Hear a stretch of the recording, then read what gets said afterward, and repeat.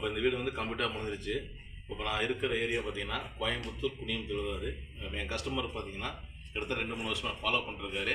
ஆனால் அப்பப்போ கூப்பிடுவார். நான் வந்து சரி இப்போ இடம் வாங்கியிருக்காரா சரி வெரிஃபிகேஷன் கூப்பிட்றாரோ அப்படின்னு நினச்சேன். ஆனால் உண்மையாக இருந்தேன் 2 வருஷம் வெயிட் பண்ணி கூப்பிட்டு கொடுத்தாரு.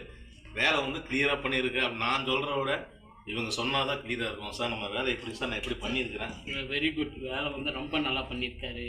நல்லா ஹெல்ப் பண்ணியிருக்காரு. நல்ல ஹெல்ப்பிங் மைண்ட் ஃபஸ்ட்டு. அதுதான் உங்களால் முடியலனாலும் இவர் கையிலேருந்து காசு போட்டு பண்ணியிருக்காரு. எங்களுக்கு கையில் காசு போட்டு நல்லா ஹெல்ப் பண்ணுறாரு. நல்ல ஹெல்ப்பிங் மைண்ட். நல்லா கொடுங்க, நிறைய பேர் கொடுங்க. நல்லா ஃபினிஷிங் பண்ணி தராரு. மெட்டீரியல் எப்படி சார்? மெட்டீரியல்லாம் நல்ல நம்பர் 1 மெட்டீரியல் போட்டிருக்காரு.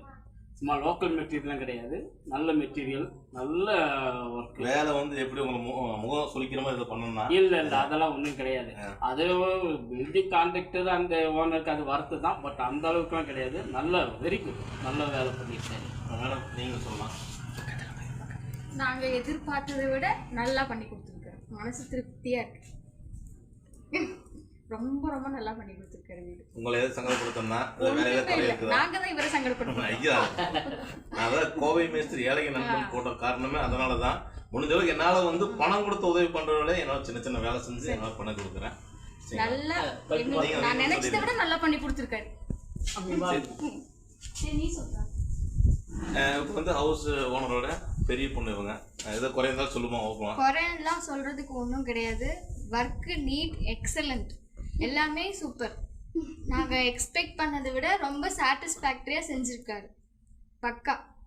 ஓகேண்ணே சார். நீங்கள் வந்து பேசிடுங்க. பேசிடுங்க.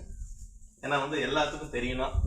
இவங்க வந்து ஹவுஸ் ஓனர் ஒய்ஃபோட தங்கச்சி. இவங்க ஏதோ குறைந்தாலும் சொல்லிடுங்க ஓப்பலாம்.